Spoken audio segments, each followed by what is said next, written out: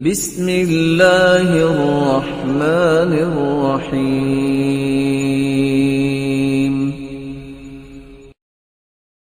اللہ عز و جلال کے پیارے پیغمبر نے فرمایا، سیدنا معاذ روایت کرتے ہیں، سلسلہ صحیحہ کی روایت ہے 2278، ما من نفس تموت وهي تشهد ان لا اله الا الله يرجع ذلك الى قلب موقن۔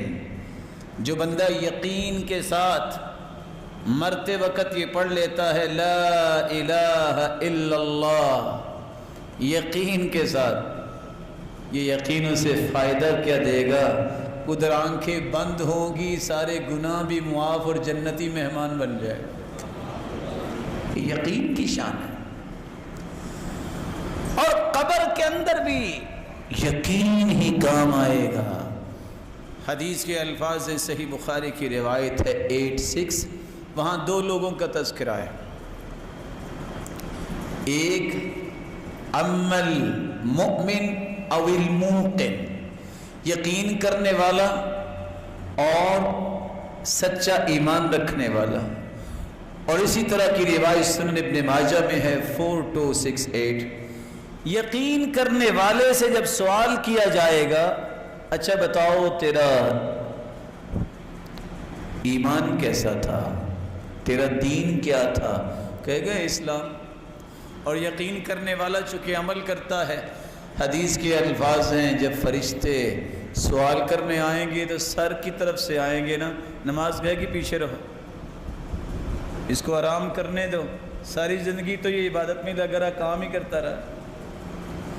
دائیں طرف سے آنے لگیں گے، زکوٰۃ آ جائے گی، پیچھے رہو، اس کو سوال نہ کرنا۔ بائیں طرف سے آئے گا، آئیں گے فرشتے، صدقہ آ جائے گا۔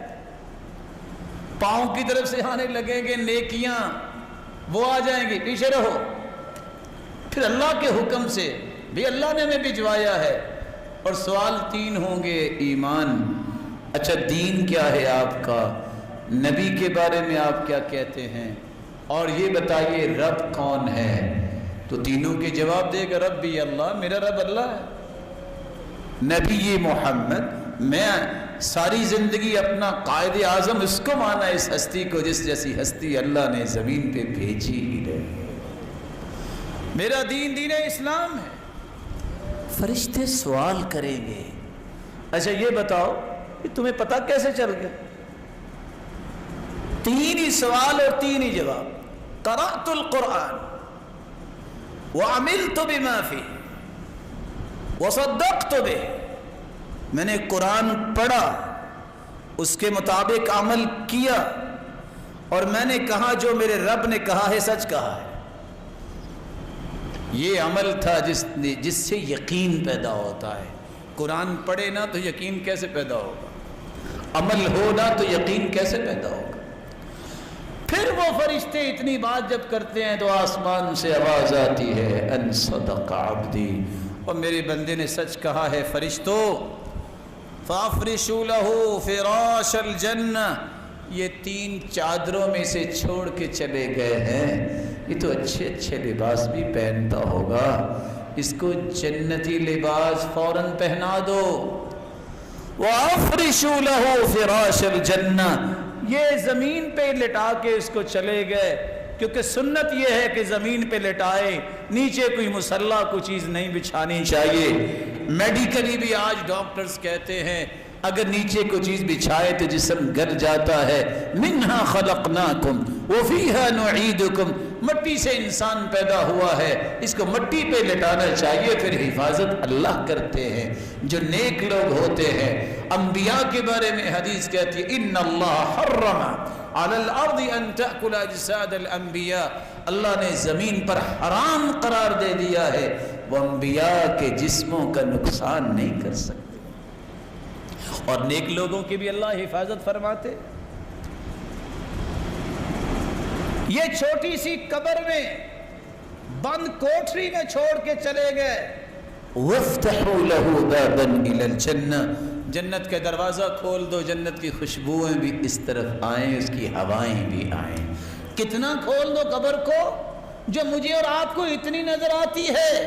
مد بصری جہاں تک انسان کی نظر جاتی ہے اللہ اس یقین کرنے والے کی قبر کو کھول دیتے ہیں۔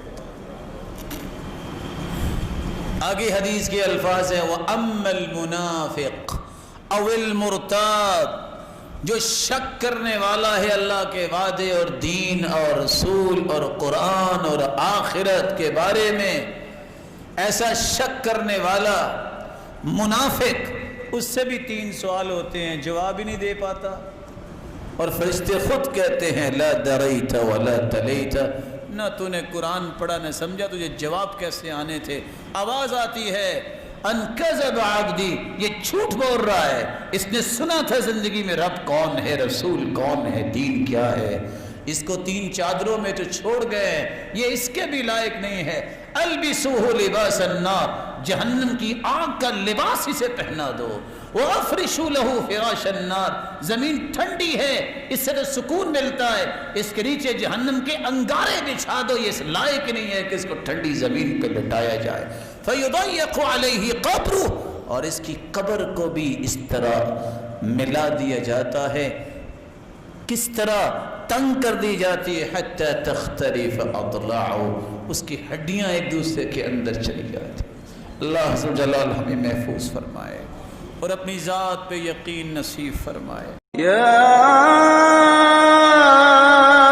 ایھا الانسان ما غرک بربک الکریم